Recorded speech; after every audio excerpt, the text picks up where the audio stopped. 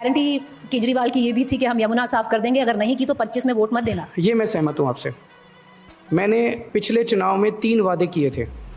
मैंने कहा था मैं यमुना साफ कर दूंगा, मैंने कहा था हर घर में टूटी से साफ पानी आएगा, आप ओक लगा के पानी पी लेना सीधे, टूटी से 24 घंटे साफ पानी आएगा, और तीसरा मैंने कहा था कि दिल्ली की सड़कों को हम बिल्कुल यूरोपियन अंदाज में शानदार सड़कें बना देंगे। मैं ये तीनों काम नहीं कर पाया इन 5 साल के अंदर। जनता माफ नहीं करेगी। अरविंद केजरीवाल जी 177 दिन जेल के अंदर रहे। शराब घोटाले का मामला, अब और मामले चल रहे हैं। आपको नहीं लगता दिल्ली की जनता के मन में कुछ सवाल होंगे आपके लिए? लोग खुद कह रहे हैं कि साहब राजनीतिक द्वेष से परेशान किया गया आपको। मैं गलियों में जा रहा हूं, वहां लोग कह रहे हैं, बल्कि सिंपैथी रख रहे हैं लोग कि नहीं आपके साथ तो गलत हुआ। आप हों, अरविंद केजरीवाल हों, ये मामले खत्म नहीं हुए हैं। शराब घोटाले का मामला खत्म नहीं हुआ, आप लोगों को बेल मिली हुई है, और मान लें कल को आप ये चुनाव जीत भी गए, आप लोग पावर में आ भी गए, अगर बेल रिजेक्ट, आपकी बेल खत्म हो जाए, आपको दोबारा जेल हो जाए तो क्या होगा? दिल्ली की सरकार फिर जेल से चलेगी। गजब बेइज्जती है।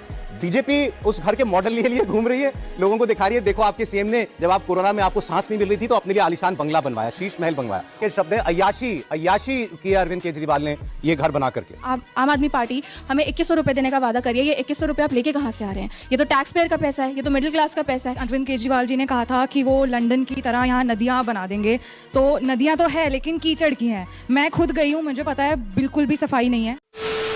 हेलो नमस्कार दोस्तों, स्वागत है आप सभी लोगों का हमारे यूट्यूब चैनल मैक्स डिबेट पर। दोस्तों आज की डिबेट वीडियो काफ़ी खास होने वाला है, क्योंकि आज की डिबेट में हम सभी को देखने को मिलने वाले हैं आम आदमी पार्टी के मेंबर मनीष सिसोदिया। दोस्तों आप सभी तो मनीष सिसोदिया को जानते होंगे, जो कि दिल्ली के शिक्षा मंत्री होते हैं। तो आज के इस डिबेट में न्यूज एंकर सौरभ शर्मा और उनके डिबेट में बैठी हुई जनता मनीष सिसोदिया से काफी शानदार प्रश्न पूछने वाले हैं, जैसे शराब घोटाले को लेके और शीश महल को लेके। इन्हीं सब मुद्दे पे आज डिबेट चलने वाला है। तो आज की डिबेट वीडियो काफी खास होने वाला है, तो आप लोग इस डिबेट को शुरू से लेके अंत तक पूरा देखिएगा, तभी आप लोग को पूरा डिबेट समझ में आने वाला है। वीडियो अगर आप लोग को पसंद आता है तो वीडियो को आप लोग लाइक करिएगा, चैनल को सब्सक्राइब कर लीजिएगा ऐसी और भी वीडियो देखने के लिए। चलिए मेन डिबेट को स्टार्ट करके देख लेते हैं। चलो भाई देखो अब मैं क्या करता हूं। आप आए थे दिल्ली, विश्व में, भारत में, माफ कीजिएगा, भ्रष्टाचार की, करप्शन की गंदगी को साफ करने के लिए, आप काम की राजनीति करने के लिए आए थे। आपको 17 महीने की जेल हुई। अरविंद केजरीवाल जी 177 दिन जेल के अंदर रहे। शराब घोटाले का मामला, अब और मामले चल रहे हैं। आपको नहीं लगता दिल्ली की जनता के मन में कुछ सवाल होंगे आपके लिए? नहीं, सवाल भी होंगे और लोगों के पास जवाब भी हैं। उनको पता है कि अरविंद केजरीवाल, मनीष सिसोदिया, ये लोग जब स्कूल बनवा रहे हैं, ये लोग जब अच्छे अस्पताल बनवा रहे हैं, ये लोग जब 24 घंटे बिजली कर रहे हैं और इतनी वेलफेयर स्कीम्स ईमानदारी से चला रहे हैं, तो इनके ऊपर जो कीचड़ उछाली जा रही है वो इनके ऊपर चिपक नहीं रही है। लोग खुद कह रहे हैं कि साहब राजनीतिक द्वेष से परेशान किया गया आपको। मैं गलियों में जा रहा हूं, वहां लोग कह रहे हैं, बल्कि सिंपैथी रख रहे हैं लोग कि नहीं आपके साथ तो गलत हुआ। मैंने कहा आप उसकी चिंता मत करो, मैं आपके बच्चों को पढ़ाता रहूंगा, मैं आपके बच्चों के लिए अच्छे स्कूल बनवाता रहूंगा। चल झूठा। कि आप हों, अरविंद केजरीवाल हों, ये मामले खत्म नहीं हुए हैं। शराब घोटाले का मामला खत्म नहीं हुआ, आप लोगों को बेल मिली हुई है, और मान लें कल को आप ये चुनाव जीत भी गए, आप लोग पावर में आ भी गए, अगर बेल रिजेक्ट, आपकी बेल खत्म हो जाए, आपको दोबारा जेल हो जाए तो क्या होगा? दिल्ली की सरकार फिर जेल से चलेगी।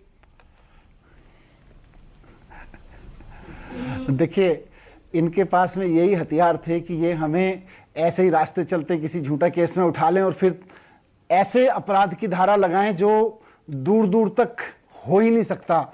हमारे ऊपर वो अपराध की धाराएं लगाई कि ये आतंकवादियों के ऊपर जो धाराएं लगाई जाती हैं, ड्रग सप्लाई करने वाले ड्रगिस्ट के, जो ड्रग का माफिया होता है, उनके ऊपर जो धाराएं लगाई जाती हैं, वो धाराएं लगा के भी इन्होंने देख ली। लेकिन इस देश में संविधान है, इस देश में न्याय है, संविधान और न्याय की जीत हुई और आज हम बाहर हैं।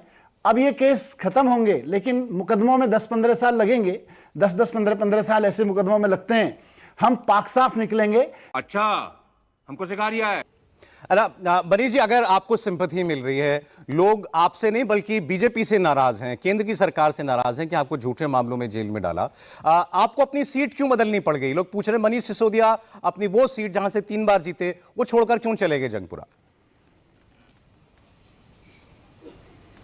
देखिए, मेरा काम है, एक काम है जहां से मैं विधायक बनूं, वहां के लिए काम करूं।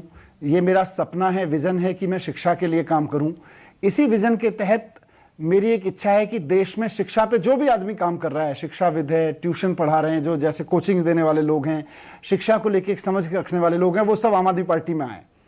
मैं देश में जहां भी किसी शिक्षाविद से मिलता हूं, मेरा उससे आग्रह रहता है, भाई आप पार्टी ज्वाइन कीजिए, राजनीति में आओगे तो बड़े बदलाव ला सकते हो शिक्षा में।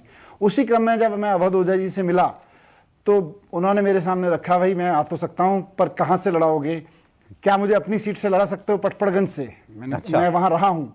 मैंने कहा ठीक है, आप वहां लड़ लीजिए, मैं तो दिल्ली का शिक्षा मंत्री रहा हूं, पूरे दिल्ली के कार्यकर्ता मुझे हर उस सीट से लड़ा देंगे जहां से मैं लड़ना चाहूंगा या जहां से पार्टी कहेगी।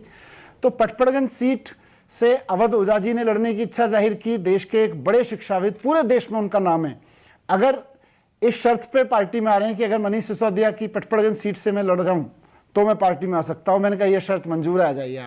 इल्जाम एक नहीं, केस एक नहीं, कई आपके ऊपर है। अब ये शराब घोटाले का मामला उठ गया। मुख्य अरविंद केजरीवाल सीएम होते हुए जिस घर में रहते थे, बीजेपी उसको शीश महल कहती है। अब गजब का ड्रामा चल रहा है दिल्ली के अंदर। बीजेपी उस घर के मॉडल लिए घूम रही है, लोगों को दिखा रही है, देखो आपके सीएम ने जब आप कोरोना में आपको सांस नहीं मिल रही थी तो अपने लिए आलीशान बंगला बनवाया, शीश महल बनवाया। और जिस पार्टी के ऊपर आरोप है कि उसने करोड़ों रुपए खर्च दिए, वो कह रही है चलो चलो मुझे चाबी दिखाओ, मुझे घर के अंदर जाना है, कैमरा लेकर के जाना है। लेकिन ना कोई घर दिखा रहा है, घर के अंदर स्विमिंग पूल है, कौन सी सोने की टॉयलेट की सीट है, सिर्फ बातें हवा में हो रही है। ये बड़ा अजीब है सौरभ जी, और मैं भी देखता हूं तो कई बार दुख भी होता है और हंसी भी आती है कि देश की सत्ता में बैठी और 20-20, 25-25 साल से राज्यों की सत्ता में बैठी हुई पार्टी जो ये दावा करती है कि भाई हम विश्व की सबसे बड़ी पार्टी हैं, वो दिल्ली का चुनाव इस बात पे लड़ना चाहती है कि अरविंद केजरीवाल जी का टॉयलेट कैसा है, सोने का है कि बिना सोने का है। यार हद हो गई है, इतनी बड़ी पार्टी हो, अपने आप को विश्व गुरु कहते हो, यार टॉयलेट के मुद्दे पर चुनाव लड़ रहे हो, शर्म आनी चाहिए इनको। झूठ बोलते हैं कि स्विमिंग पूल है अरविंद केजरीवाल जी के घर में, वो मुख्यमंत्री आवास में उन्होंने वो पता नहीं क्या बोले और मिनी बार बनवा रखी है। मैं बार गया हूं, ना मुझे स्विमिंग पूल दिखा, ना मुझे सोने के टॉयलेट दिखे, शब्द हैं, ना मुझे मिनी बार दिखी, मुझे तो कुछ नहीं दिखा। इसलिए हमने कहा चलो भाई मीडिया वाले ढूंढ रहे हैं, अय्याशी कर रहे हैं। उनके शब्द है अय्याशी किया अरविंद केजरीवाल ने ये घर बना करके। गजब बेइज्जती है। वो आप लोग आज कह रहे हैं कि चलो कैमरा लेके चलो हम अंदर दिखाते हैं। भाई केजरीवाल साहब के रहते तो वो बंगला बना ना। सीएजी की रिपोर्ट है कि 7 करोड़ 61 लाख रुपए का अर्ली एस्टिमेट था और उसके बाद उस पर खर्च हुए 33 करोड़ 66 लाख रुपए। ये सीएजी कह रहा है, तो वो सीएजी ने जो कहा था वो एक फैक्चुअल, वो एक फैक्ट है। तो इतना रुपया तो उस पर खर्च हुआ, किसी बात पे तो हुआ। सौरभ जी भाई अभी तो 2700 करोड़ रुपए के प्रधानमंत्री का राजमहल भी बन रहा है। ये सीएजी की रिपोर्ट तो बीजेपी के हेडक्वार्टर का कोई पेपर दिखता है, मैंने तो कोई सीएजी की रिपोर्ट देखी नहीं। आपने देखी है कोई सीएजी की रिपोर्ट? सर सब जगह छपी हुई बीजेपी के व्हाट्सएप को छोड़ दीजिएगा, वो फर्जी हो सकता है। सीएजी की रिपोर्ट आपने देखी है कोई? नहीं, आप कह रहे हैं वो देश का हर मीडिया इस आंकड़े को कैरी कर रहा है। 7 करोड़ लगने थे और उस पर 33 करोड़ रुपए लग गए। आप कह रहे हैं ये बिल्कुल फर्जीवाड़ा है, जनता माफ नहीं करेगी। ऐसे ये जो आपने महिला सम्मान योजना शुरू की है, 2100 रुपए आप देने जा रहे हैं अगर आप जीत गए तो। मध्य प्रदेश में पहली बार मुझे याद है ऐसी स्कीम लॉन्च हुई थी। शिवराज सिंह सरकार ने चुनाव में जाने से पहले खाते में पैसा डाल दिया था। अभी महाराष्ट्र में जीते, वहां भी खाते में पहले पैसा गया, उसका फायदा फिर बीजेपी को उसका मिला। तो अगेन मेरा सवाल वही है, और बीजेपी यही पूछ रही है कि जैसे पंजाब में आपने वादा किया 3 साल हो गए नहीं मिलता महिलाओं को पैसा, आज यहां भी आप ये खाम ख्याली कर रहे हैं, लोगों को भुलावे में डाल रहे हैं। जीत जाएंगे भूल जाएंगे। ये बड़ी अच्छी बात कही आपने। सर मेरा नाम राष्ट्रीय है और मेरा क्वेश्चन ये है कि आप आम आदमी पार्टी हमें 2100 रुपये देने का वादा करिए, ये 2100 रुपये आप लेके कहाँ से आ रहे हैं? ये तो टैक्स पेयर का पैसा है, ये तो मिडिल क्लास का पैसा है। आप ये पैसे नॉट जस्ट आप ये सिर्फ इकोनॉमिकली वीकर सेक्शन को दे रहे हैं, आप ये पैसे पूरी दिल्ली में बांट रहे हैं। तो इससे टैक्स पेयर्स का क्या बेनिफिट है? 2100 रुपये आप महिलाओं के उसके एम्पावरमेंट के लिए लेके आए हैं, लेकिन वो तो होगा नहीं। Good question, you are a good question. Hello sir, मेरा नाम मानवी तिवारी है एंड मेरा सवाल ये है कि अरविंद केजरीवाल जी ने कहा था कि वो लंदन की तरह यहाँ नदियाँ बना देंगे। तो नदियाँ तो है लेकिन कीचड़ की हैं। मैं खुद गई हूँ, मुझे पता है बिल्कुल भी सफाई नहीं है। दूसरा, आप लोग कहते हैं आपने बिजली पानी फ्री दिया है, दैट इज़ गुड, बट उससे क्या हो रहा है कि मेरे खुद के बहुत रिलेटिव ऐसे हैं जो हमेशा 24 घंटे मोटर चला के रखते हैं या पानी ऐसे खुला छोड़ देते हैं कि भाई फ्री है। तो लोग जो हैं इसमें अवेयरनेस नहीं है लोगों में। अभी तो आप दे रहे हैं लेकिन ये तो नॉन रिन्यूएबल रिसोर्स है। आगे जाके जब एक ऐसी स्थिति आएगी जहां आपको ये फ्री नहीं करना पड़ेगा तब लोगों के लिए आप क्या करेंगे? ये मेरा सवाल है। मानवी, जैसा मैंने बोला अभी पिछले सवाल के जवाब में, यमुना एक ऐसा काम है जो केजरीवाल जी भी मानते हैं कि हाँ अभी अधूरा है और करना है, इस पे बहुत काम होना है, लेकिन उनके अंदर कमिटमेंट है कि इसको करना है।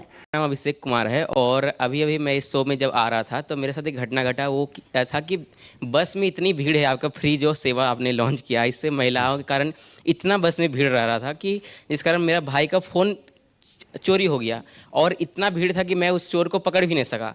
तो वैसे स्थिति में आपने इस पर क्या काम किया? ये इतना जो क्राइम बढ़ रहा है इस पर कोई काम नहीं हो रहा है, ऊपर से बस में इतना जो भीड़ है, तो कहीं ना कहीं आपको फ्री करने के बाद वो बस का जो मेंटेनेंस है या फिर उसमें जो सीट की कैपेसिटी है उसको भी मैनेज करना शायद चाहिए था।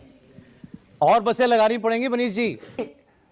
दिल्ली में एक तरफ केजरीवाल जी की या कहिए आम आदमी पार्टी की सरकार है, दिल्ली सरकार है जो विधायकों के जरिए चुनी जाती है, जो शिक्षा, बसें, बिजली ये सब देखती है। एक और सरकार चुनी जाती है दिल्ली में लॉ एंड ऑर्डर देखने के लिए, केंद्र सरकार।